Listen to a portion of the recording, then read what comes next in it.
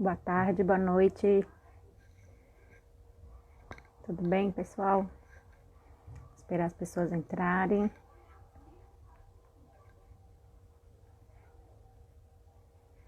Oi, Kelly. Oi, Guta, Lili, Edu, Amanda, Luciana.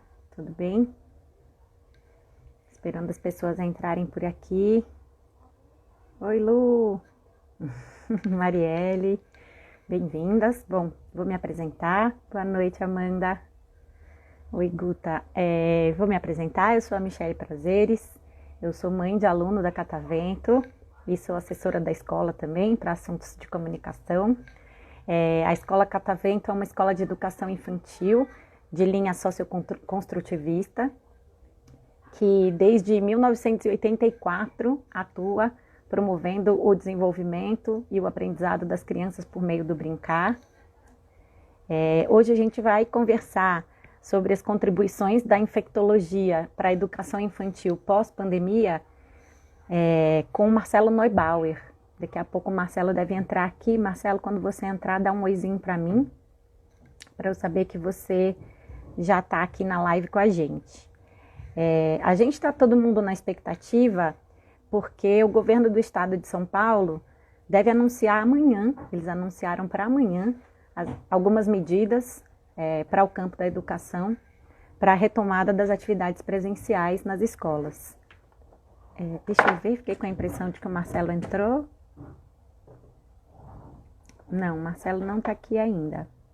Vamos esperar mais um pouquinho para ver se ele entra e eu convido ele para entrar. Qualquer coisa eu vou acionar aqui minha produção para ligar para o Marcelo.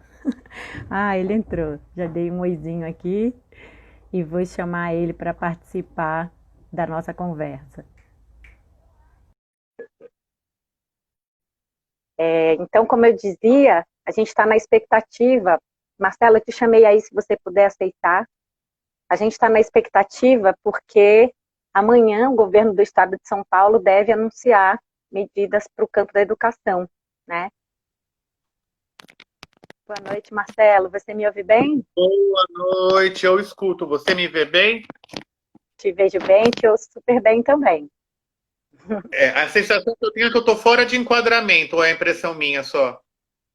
Não, eu tô te vendo direitinho. Tá aparecendo uma parte ainda do teto, do verde, e eu te vejo no plano americano, tipo, a partir daqui, assim. Mas te vejo super bem. Ah, tá, que a minha imagem congelou. Deixa eu Tá, sair e entrar de novo. agora tá bom. É que agora deu um preto. Melhor você sair e tentar entrar de novo.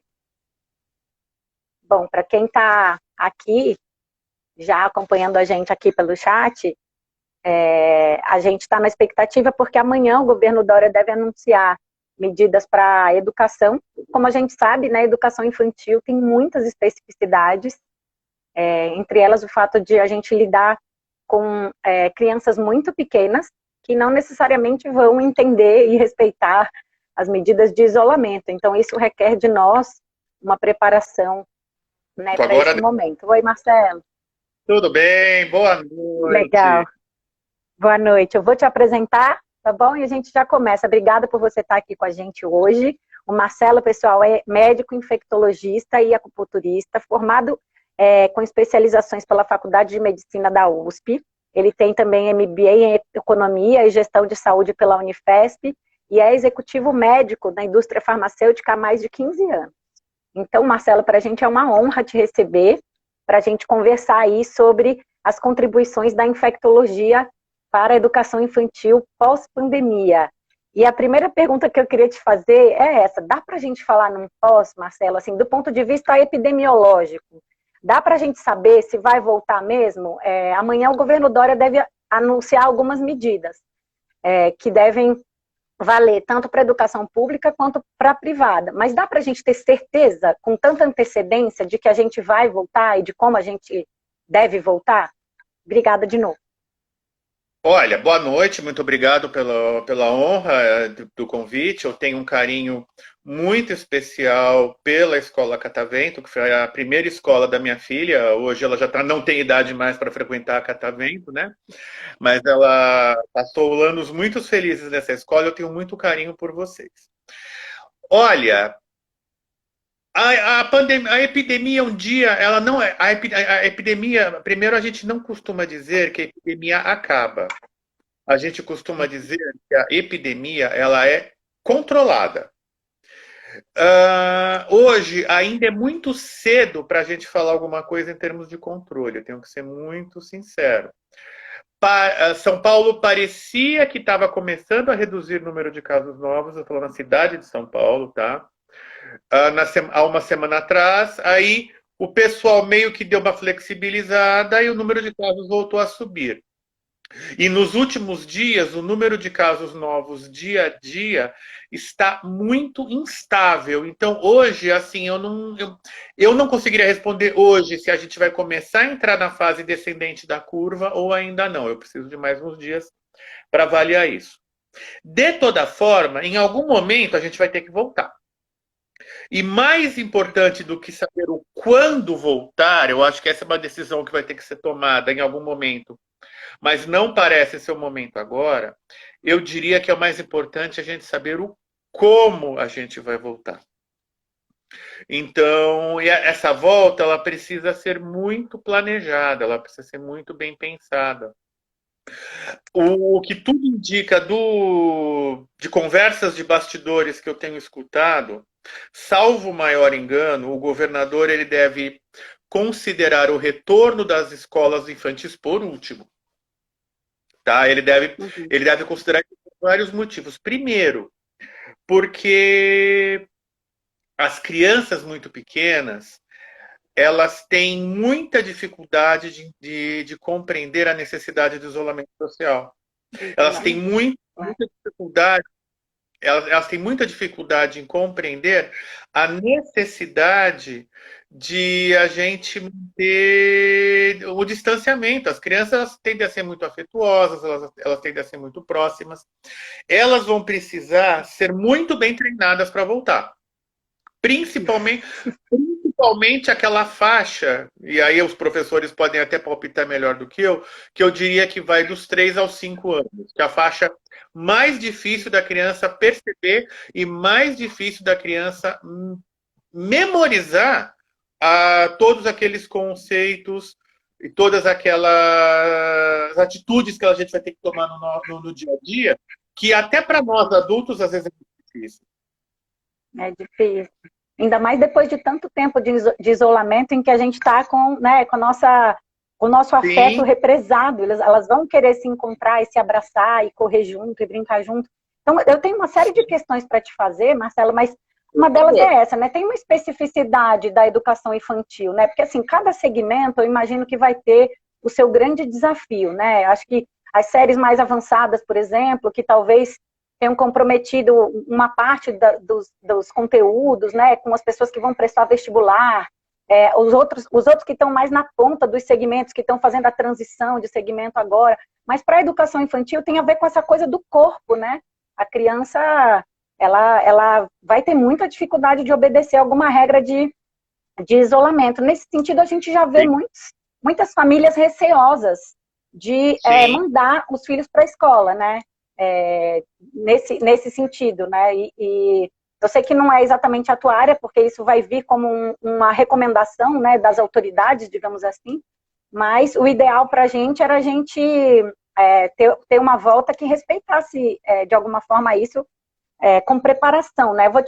As perguntas que eu vou te fazer vão um pouco nesse sentido, de como que a escola pode se preparar, né? Porque a gente deve ter que tomar uma série de medidas, né? Para esse quando, que a gente não sabe quando, mas que vai ter um como, né? Como você falou. Sim. Então, eu vou falando sobre algumas medidas que a gente está estudando na escola e você me fala se elas fazem sentido. Medir temperatura, por exemplo. Bom, e eu queria dizer para quem está aqui nos nossos comentários, vendo a live, que também pode fazer perguntas, tá? Então, medir temperatura. É exagerado ou vai ser recomendado? E aí a gente vai ter que medir a temperatura de todo mundo? Tá, vai ser recomendado. Por quê? Porque, embora a própria Covid-19 possa ser uma doença totalmente afebril, Normalmente as crianças, elas fazem febre com muito mais facilidade que os adultos, tá? Eu não tenho uma noção de qual é a prevalência da febre na população infantil, mas com certeza é maior que da população adulta e a temperatura, ela é um ótimo método de triagem. E aí a recomendação é porta da escola, termômetro de infravermelho, aquele que você não encosta na criança, que tá, os shoppings estão usando, alguns supermercados estão usando, e aferição de Uhum, temperatura não só das crianças, de todo mundo. todo mundo. Inclusive da equipe, das famílias que forem levar e tudo isso mais. E Interessante. Muitas vezes ao dia ou só na chegada? eu Que diria que na você acha que é chegada, a e tendência? olha, e até por uma questão de segurança da família, na saída. Na saída? Mas isso Eu não tô tem, não tem tomando um monte de protocolo a nota. esse, não tem protocolo a esse respeito, Sim. tá? Mas eu acharia prudente. E, eventualmente, para as crianças que ficam no integral, talvez uma ferição no meio do dia, No meio tá? do caminho. Legal. Ótimo. É isso. A nossa preocupação era com essa febrinha que é normal, né? Nessa faixa etária, às vezes vem uma febrinha, vai embora e não tem nada a ver, é só febre corriqueira, né, do corpo. Uma outra É que se questão a tem a gente ver for com a pensar nas limpeza. doenças Tá. febris infantis, na verdade, a maioria das doenças febris infantis são contagiosas, né? E não tem só coronavírus rodando aí, né? Sim. Então, aí nesse momento de epidemia, com o Brasil batendo 1 milhão de casos, como bateu esse final de semana, qualquer quadro, e a gente sabe que a gente está subtestando a população, tá? A gente sabe que 1 milhão de Sim. casos é um milhão de casos diagnosticados. Isso é só a ponta do iceberg. Qualquer quadro febril tem que ser considerado suspeito até se prova em contrário. Entendi. Então, para ficar atento a essa febre, mesmo que ela não apareça com outros sintomas correlatos, por exemplo, da Covid. Exatamente. Exatamente. Até porque febre pode ser um sintoma isolado. E, Marcelo, eu vou te chamar de Marcelo, tudo bem? Porque doutor Marcelo, Por pode favor. ser. Por favor. Marcelo, você acha que a gente voltando, apareceu uma febre numa criança? Notifica a família, manda a criança de volta para casa, fecha a escola, testa todo mundo. Qual que vai ser esse protocolo se aparecer um caso? Olha, o ideal, se aparecer um caso, isola os comunicantes imediatos, o que numa escola pequena é praticamente isolar a classe inteira, né? E Uhum. incluindo professores, e aguarda a confirmação do caso na criança. Confirmou o caso na criança, 14 dias de isolamento para todo mundo.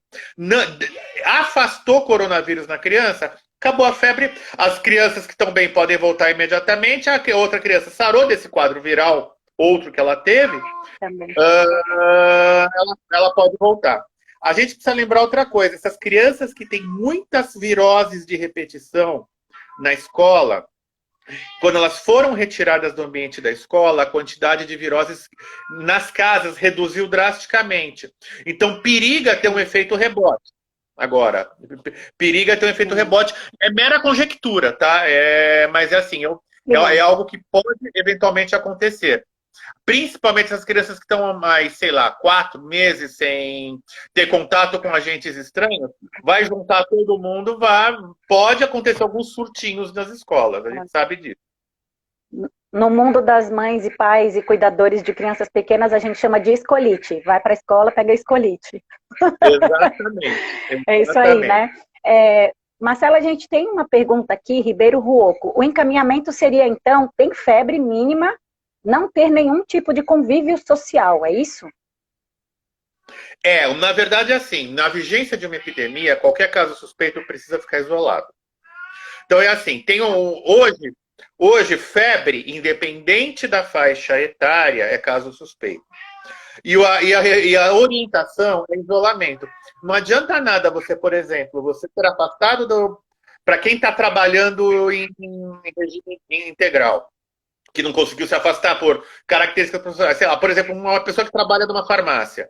Não adianta nada se ela Uhum. tiver com suspeita de coronavírus, ela se afastar do trabalho e ir visitar os amigos. Vai Sim, não transmitir faz a doença sentido ou nenhum. receber visitas em casa. Então é Em assim, casa. quarentena é quarentena. Se eu tenho um caso suspeito numa família, Inclusive, a família inteira é, até se prova em contrário, comunicante primária. Então eu preciso afastar esse caso suspeito, eu preciso afastar coronavírus ou confirmar coronavírus, inclusive para saber o que eu vou fazer com o resto da família. Você imagina na gravidade de uma situação, por exemplo, de uma criança que na mesma casa vive os avós, onde a gente sabe que a doença tem um aspecto mais grave, um aspecto de maior risco, vamos dizer assim. A gente precisa tirar o mito, a gente precisa tirar o mito de que de que formas graves só acontecem em idoso.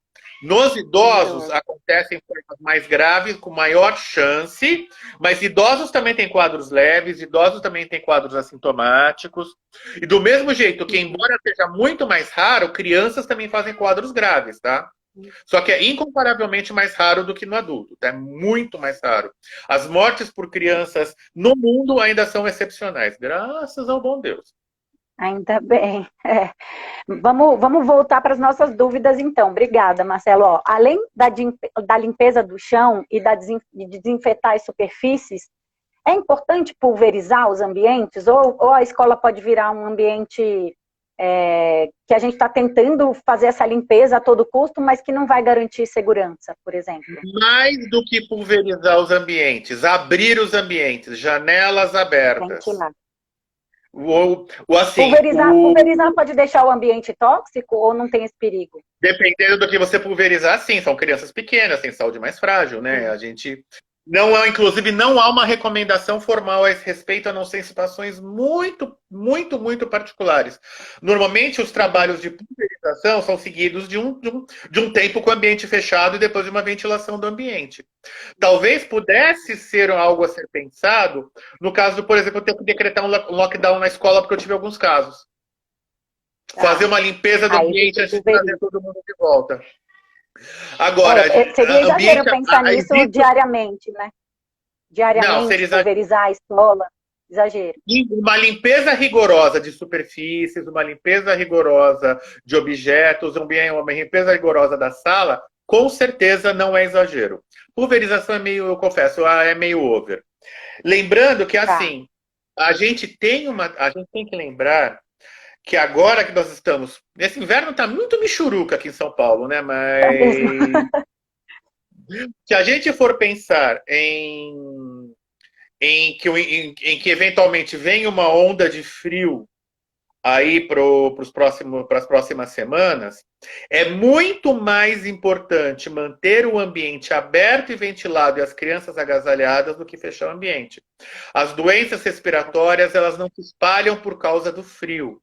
Elas se espalham por causa do confinamento. A hora que eu coloco em confinamento essas crianças, na hora que eu coloco em confinamento essas crianças, sei lá, eu fecho tudo, ligo uma ventilação forçada aquecida, se tiver um paciente com qualquer situação viral, eu provoco espalhamento. E há uma correlação direta entre o espalhamento do coronavírus no ambiente e ventilação fechada, particularmente ar-condicionados. Tem alguns relatos de contaminação em ambientes, assim, do tipo, num restaurante, eu ouvi um relato muito interessante, um restaurante na China, onde sentou numa mesa uma pessoa contaminada, tinha uma ventilação forçada por ar-condicionado, somente as pessoas que estavam no mesmo ciclo de circulação de ar se contaminaram. Pessoas que estavam em mesas ao lado não se contaminaram porque era outro aparelho ciclando. Era aquelas salas compridas que você tem vários aparelhos ligados em paralelo. Interessante. Então, e uma coisa que é muito importante de se dizer. Existe uma entidade em microbiologia que se chama inóculo. Inóculo é a quantidade de partículas, de agentes infecciosos que precisam penetrar num corpo para provocar doença. Coronavírus ele tem um inóculo muito baixo. Quer dizer, eu preciso de poucos vírus entrando no corpo para provocar doença. Estamos falando em torno de 1000 vírus. uma pessoa que seja contaminada, ela elimina muito mais do que isso no ambiente. Então, e se eu ainda faço um ambiente fechado, se eu ainda faço um ambiente fechado e confinado, a probabilidade de espalhamento é muito grande. Nós É vivemos uma enorme. experiência há alguns anos com a própria Catavento, quando a gente teve o surto de H1N1, há poucos anos atrás. A Bia, minha filha, estudava lá. Na época, as meninas, eu chamo as donas de as meninas, né? Elas vieram As conversar meninas. comigo na época e a única coisa que entre as medidas que a gente tomou, uma foi ambiente aberto, ambiente ventilado, mesmo que as crianças tenham que estar agasalhadas, o máximo de tempo possível Fora. no ambiente fora, então, ali em torno da Jabuticabeira. Uhum. E o resumo dessa história é que não foi um surto gravíssimo aqui em São Paulo, e eu não me lembro de um caso na Catavento. Na casa. Uhum. Foi Interessante. exatamente com medidas de higiene ambiental, E de é, ventilação. ventilação forçada. O ideal, inclusive, é você fazer uma ventilação, é que isso implica normalmente você ter que. É, implicaria em você ter que tomar algumas medidas que às vezes além de serem onerosas, o benefício é duvidoso, mas talvez você tenha uma ventilação por exaustão. Então você deixa as janelas abertas e você deixa exaustores ligados para o ar entrar pela janela e sair pelo exaustor. É uma medida que não tem comprovação científica, mas que, assim, ela é uma medida que, na minha opinião, faria sentido, vamos dizer assim. Mas, de novo, não tem comprovação científica disso. Disso. Marcelo, no caso da escola ali, né, as crianças pequenas tal, elas às vezes dormem no ambiente da escola, né? Uhum. Lençol e toalha, troca todo dia? Troca todo Ou dia, isso também não seria necessário? não pode ser compartilhado, troca todo dia. E o berço, nós são os pequenininhos que dormem assim, né? Naqueles Uhum. quartos. É verdade, a Adélia confirmando que não tivemos nenhum caso de H1N1 aquele Nenhum ano. caso, está confirmando. Aí. Então, o que é importante? O coronavírus, ele fica nas superfícies por um tempo. E um tempo que pode variar de minutos a dias, a depender do tipo de superfície, tá? Então é o seguinte, a criança ela tem que ter o lençol dela, o travesseirinho dela, o cobertorzinho dela, terminou de usar, guarda, põe na malinha dela, e aí esse colchonete, ele precisa ser higienizado. Tá. Uma das coisas boas desse coronavírus é que ele morre com água e sabão, ele morre com álcool a 70, ele morre fácil. Tá. Então, E aí, borrifar medidas álcool básicas 70, por exemplo, é uma opção. é uma opção, é uma ótima opção. Na Tá. verdade, solução de hipoclorito a 1%, que é você pegar a água sanitária e diluir 1 para 10, ou então álcool a 70, os dois são igualmente eficientes. A questão é que o álcool a 70 não mancha, né? Eu tenho higienizado as Hipoclorito é coisas uma aqui em desgraça casa com a roupa. com o álcool 70, isso. Ô Marcelo, em relação à equipe, né, essa coisa, as crianças, as famílias, tal, a gente está preocupado com elas, mas a gente também está preocupado com as nossas educadoras, os nossos educadores. Claro. Especialmente com quem talvez tenha que pegar, né, transporte público para chegar, enfim. Chegou na escola, precisa trocar roupa, o ideal é Trocar fazer roupa uma é a higiene mesma bem... coisa quando a gente chega em casa. Quando eu chego na minha Tá. casa, eu vou direto para a área de serviço, eu deixo a minha roupa já dentro da máquina de lavar. Aí depois disso, eu vou direto para o banho. O meu sapato não entra em casa. Eu vou direto para o banho, tomo um banho, e aí coloco uma roupa limpa. E se por um acaso eu sair e entrar de casa 5 ou 6 vezes, eu vou repetir esse ritual 5 vezes. É claro que eu não estou fazendo isso.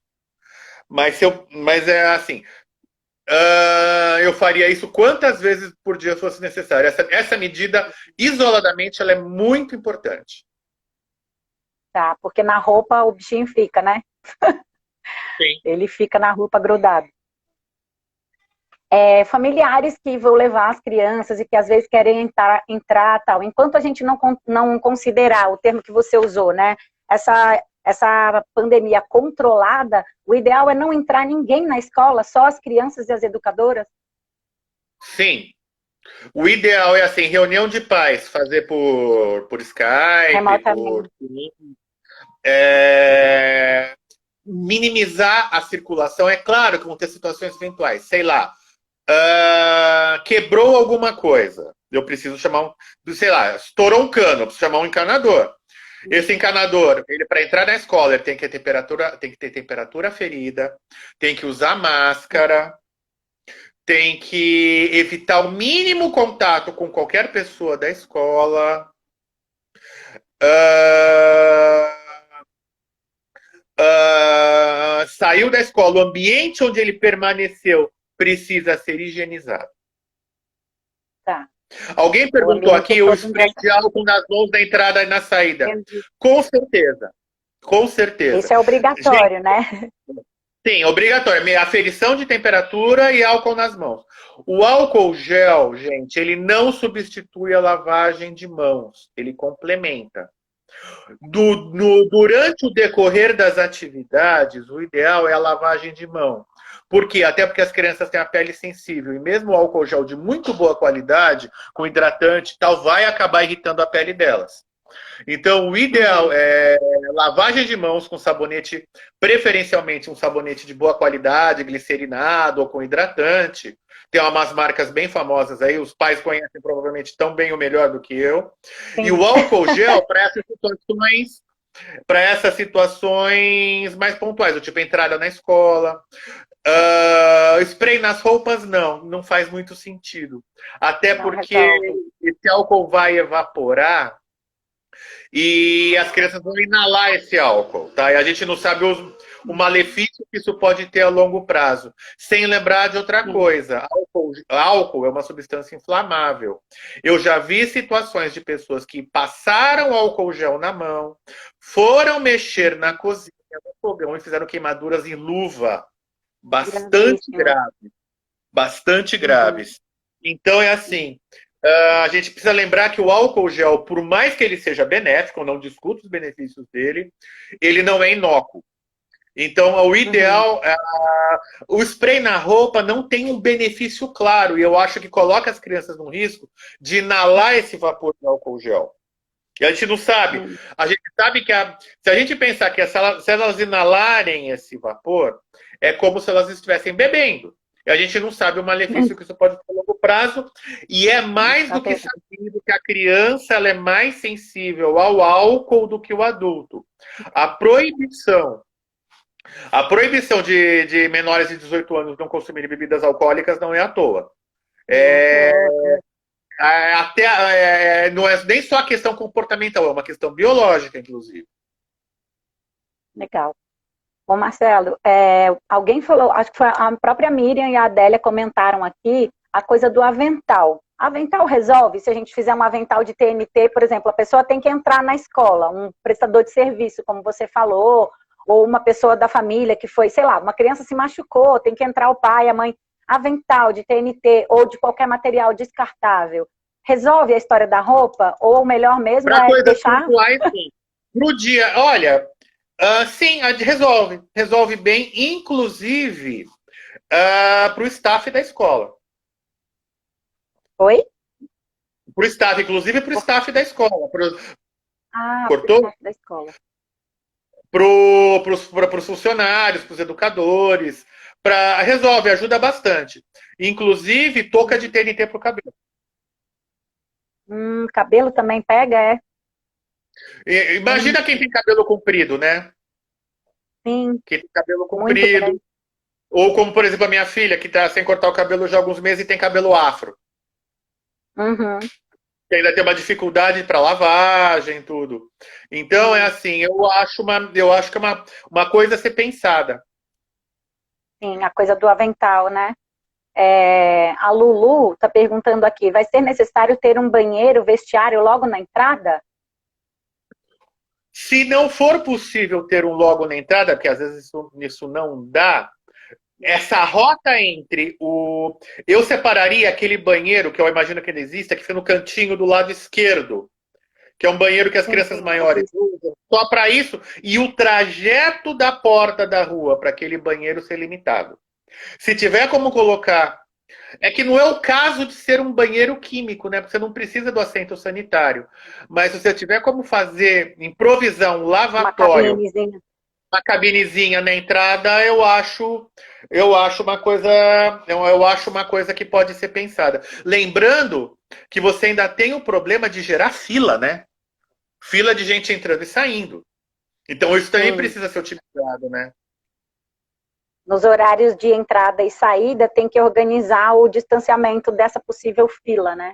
Exatamente. Eu vi um vídeo Tá. rodando nas redes sociais há coisa de umas 3 ou 4 semanas, de uma escolinha na China que fez uma série de procedimentos na entrada. Eu achei, se você conseguir recuperar esse vídeo, ele estava muito interessante, porque a criança vinha, aí ela fazia a higienização da sola do sapato, ela pisava num local, já colocava um propézinho, já trocava, fazia higienização das mãos, fazia higienização da roupa, colocava um avental, fazia higienização da mala e do material escolar, da mala principalmente, né? Aliás, isso é uma coisa que a escola precisa pensar, o transporte de coisas de dentro e para fora da escola tem que ser muito bem pensado, tem que ser minimizado ao máximo. Então é assim, o ideal é que o material escolar, ou ele fica na escola, ou ele fica em casa.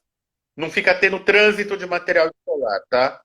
Porque é mais uma coisa, é Troquinha de mais um roupa universo. também, né? Desculpa, te interrompi. Troquinha de roupa das Imagina. crianças, né? Porque a gente vem para casa e volta todo dia. O ideal é ter talvez algumas mudinhas de roupa lá, né? Sim.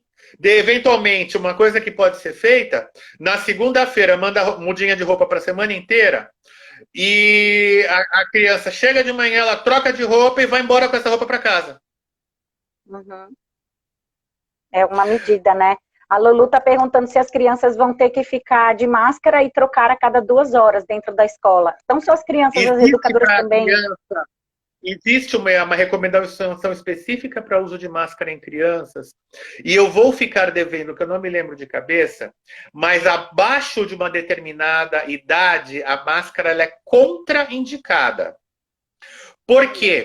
Porque eu não me lembro se são 2 ou 3 anos, eu precisaria consultar no site da Sociedade Brasileira de Pediatria, tá? Eu sou infecto de Uhum. adultos. Por que isso?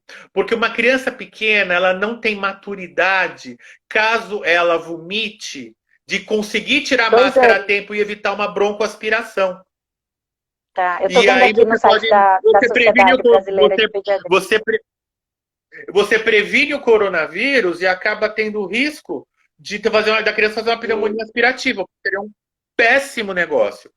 Acima dessa idade de corte, são 4 máscaras por dia. O que eu recomendo? Máscara de pano, gente, senão fica inviável.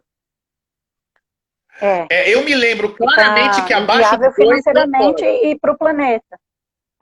No site da Exatamente. Você tem SBP, uma. Não, e é o que acontece. Você tendo uma máscara de pano em um número razoável, máscara seca super depressa, tá? Normalmente uma máscara, se você tiver uma área minimamente razoável, você consegue secá-las rápido. Um jogo de 8 máscaras, 10 vai para você ter uma margem de segurança, por criança tá razoável. Isso está saindo 50 a 60 reais, gente. Não é nada demais. E aí, uma dica que eu dou, eu não vou fazer propaganda de produto, mas existe um determinado produto para higiene da roupa íntima feminina que é super bom para lavar máscara no banho, tá? Eu comprei um desses e estou usando para lavar minhas máscaras no banho. Eu fiz um varalzinho no banheiro e deixo ela secando lá mesmo. porque é bactericida, né? Uhum. Que não Marcelo, vai fazer nada, na verdade, esse vírus morre com qualquer sabão, né? Mas é que esse com qualquer produto, sabão. ele agride menos o tecido, né? Não ficar lavando com Tá, sabonete, shampoo, você melhora a durabilidade da máscara. entendi. E aí salva o planeta também. A Thalita está Sim. perguntando, os utensílios usados para lanche, almoço e janta, é melhor ser individual ou se Individual. apenas lavando resolve? É melhor não Olha, compartilhar, esse mesmo vírus morre, lavando. esse vírus morre no susto, né? Essa aqui é a verdade. Esse vírus morre no susto. Você joga qualquer sabãozinho neles, gente, eles morrem. Então, uma boa lavagem de louça resolve esse problema. A questão é a seguinte.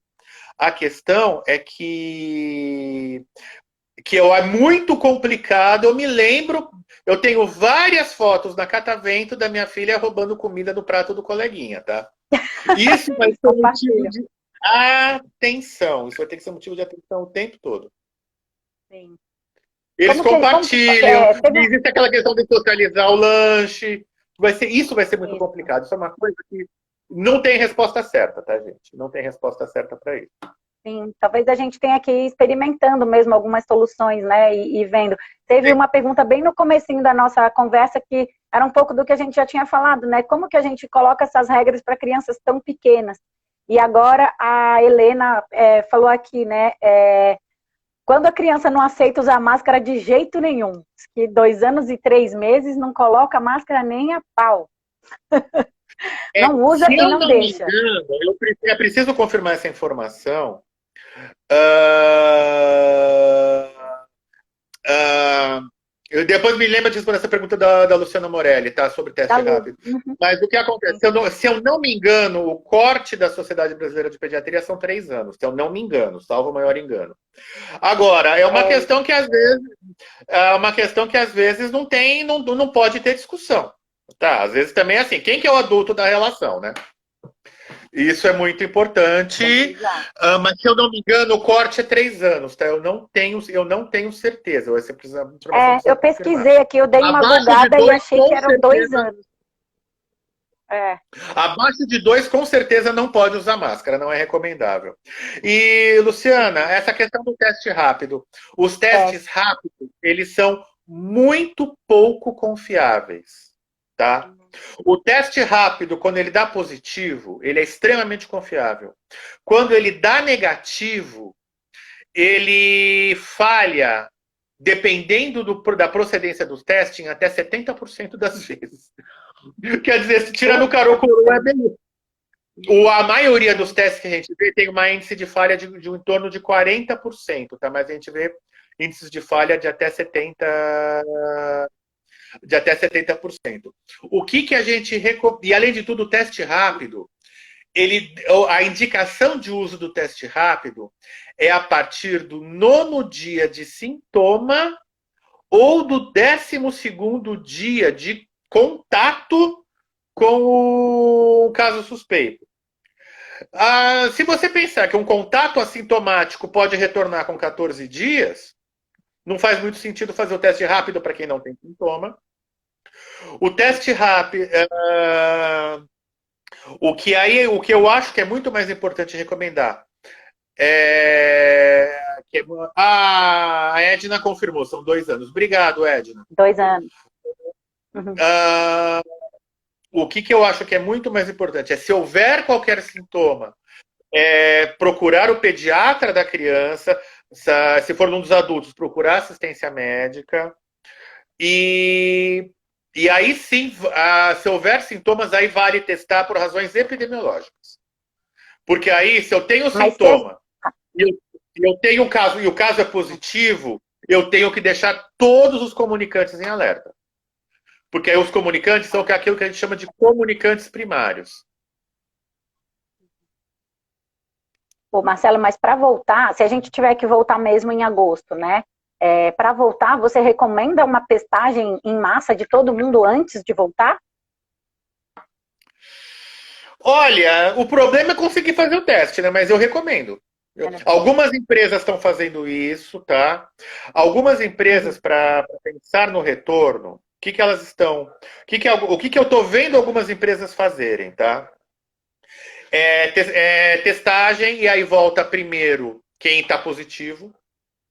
Porque os testes que estão se pensando em fazer, quando você pensa no teste, não no PCR, que é aquele que você colhe de dentro do nariz, que quem já colheu sabe como dói.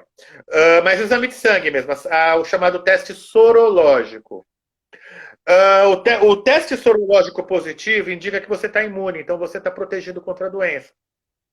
E se você fizer um Tá. quadro, se você fizer um quadro gripal, não vai ser coronavírus, pode ser qualquer outro bicho, mas não vai ser coronavírus. Só que nós estamos falando de empresas, às vezes empresas grandes, empresas do porte de uma montadora de automóveis, de alguma coisa desse gênero. O ideal é para quando essa volta ela tem que ser planejada. Eu não sei que regras vão ser tomadas, né, nesse planejamento, porque as regras para retorno, as regras para retorno das empresas grandes estão muito bem estabelecidas. 20% volta primeiro, distanciamento social nos escritórios, mas são regras para adultos e empresas grandes. Para empresas pequenas, essas regras estão um pouco mais complicadas. Lulu Bride, logo no começo da pandemia, o virologista que mais entende de coronavírus no Brasil, que é um pesquisador do Instituto de Ciências Biomédicas da USP, que é uma pessoa que 11 anos dessa epidemia, toda a linha de pesquisa dele é a família coronavírus. Chegou a vez dele, né, de mostrar serviço agora, né, um cara que há 11 anos pesquisa isso. É um virologista. Eu até achei que ele até apareceu pouco porque na mídia, porque eu assisti uma apresentação dele que eu fiquei muito impressionado logo no começo da epidemia. Isso era janeiro desse ano. E o pessoal do Instituto de Ciências Biomédicas da USP, eles num laboratório que você tem autorização para trabalhar com vírus vivos, e são pouquíssimos laboratórios no país que você tem autorização para trabalhar com vírus respiratórios vivos, tá? São laboratórios com níveis de segurança severíssimos. Eles pegaram anticorpos de pessoas que se contaminaram e sararam, e testaram contra o vírus, e viram que esses anticorpos inativavam o vírus. Uma coisa que tem que se dizer: vírus não se fala em matar ou morrer, tá? Porque vírus não é considerado um ser vivo. A gente sabe que o plasma, o sangue de pessoas que se curaram de coronavírus tiveram benefício em ajudar pessoas com casos graves a reverterem. Por quê? Por causa de todos os fatores de defesa que essa pessoa que se curou criou, inclusive anticorpos. Então é assim, a gente sabe que hoje esses anticorpos são protetores, a gente não sabe dizer por quanto tempo. Tá? Pode ser que esse coronavírus vire um vírus da gripe, que eu tenho que ter uma vacina diferente todo ano. Não sei, ainda não sei. Ainda é muito cedo para dizer. Essa epidemia, ela é uma epidemia de verdades muito transitórias, tá, gente? Porque... Aqui que incomoda tanto a gente, né, Marcelo? E aí, porque o que acontece? Está muita incerteza. E a ciência está evoluindo ela está tendo que evoluir numa velocidade que ela não sabe. A ciência ela tem um ritmo próprio para estabelecer verdades, e hoje está muito difícil isso. Eu acho que no começo se pecou por estabelecer verdades demais, agora a gente está aprendendo a lidar melhor com esse vírus. Tem grupos estudando esse vírus de uma forma muito séria, grupos muito sérios, seja no Brasil, nós temos grupos de epidemiologistas, grupos de infectologistas. Hoje eu saio dessa reunião, eu vou entrar numa live da Sociedade Brasileira de Infectologia, cujo um dos temas dessa reunião é máscara. Uma live organizada pelo presidente da sociedade, que inclusive foi meu professor. É fechada para médicos, então ela não é divulgada. Aliás, ela é fechada para infectologistas. Senão a sala não dá conta do tamanho, né? E assim, as verdades estão sendo estabelecidas num dia e refeitas no outro. Até porque a história dessa epidemia, ela muda. Então vamos pensar o seguinte. No começo, por que a gente falava que a máscara não tinha serventia? Primeiro, porque a máscara ela é muito mais eficiente em proteger que você transmita do que proteger que você pegue. No começo, como eu tinha poucas pessoas circulando com vírus, o gasto de máscaras que se fez no começo dessa epidemia no Brasil só serviu para faltar máscara nos hospitais, onde elas eram realmente necessárias. Como o brasileiro ele é muito inventivo, rapidamente criou-se o mercado das máscaras de pano. Hoje, com muita gente contaminada sem saber, faz todo sentido todo mundo usar máscara. Sim. Para não transmitir. E tem uma pergunta grande aqui que eu não estou conseguindo ler. A Lulu perguntou qual é o nome do pesquisador do ICMBio e a Thalita não era exatamente uma pergunta, ela estava só contando que a empresa dela tem limite para retorno, dividido em 5 levas de pessoas separados por características, como, por exemplo, se pertence a grupo de risco, se tem contato com alguém de grupo de risco, se utiliza transporte público, ela estava só dando esse depoimento. Muito legal, a maioria das empresas está fazendo isso, sim, isso é verdade. Eu não vou me lembrar o nome desse pesquisador, eu sou péssimo para nomes, mas eu prometo puxar, porque eu tenho o folder dessa aula e eu mando para vocês depois. Eu estou pesquisando aqui, mas também não estou encontrando uma referência. Mas depois a gente compartilha aqui no comentário. A live vai ficar. Alguém perguntou se a live ia ficar. Olha, foi um evento logo no começo do ano, no Sindus Pharma. Vou procurar aqui para ver se eu acho a referência. Se não, a gente coloca nos comentários. Acho que foi a Eliane perguntou se a live ia ficar salva. Vai ficar salva aqui. A gente vai colocar no feed do Insta, vai colocar no IGTV e a gente vai baixar e colocar no YouTube da Catavento também. E aí a gente posta aqui nos comentários o nome do pesquisador. Marcelo, a gente está caminhando aqui para os nossos últimos 12 minutos. A gente falou de um monte de medidas que a gente pode ter que tomar se a gente for voltar. Mas se a curva continuar, mesmo intermitente, subindo, pode ser que as autoridades falem para não voltar e as aulas ficarem suspensas por mais ainda um período? Eu espero que sim. Se por um acaso a epidemia não voltar com a curva em ascendência, seria um risco, no meu ponto de vista, como infectologista, inaceitável. Seria um risco muito grande. Até mesmo a reabertura dos shoppings, nesse momento, eu considerei uma imprudência. Eu via que podia acontecer aqui, o que aconteceu. Eu faço um acompanhamento diário dos casos em diversas localidades brasileiras, tá? E uma coisa que ficou notório é que este ano, para o coronavírus, o Dia das Mães foi uma catástrofe.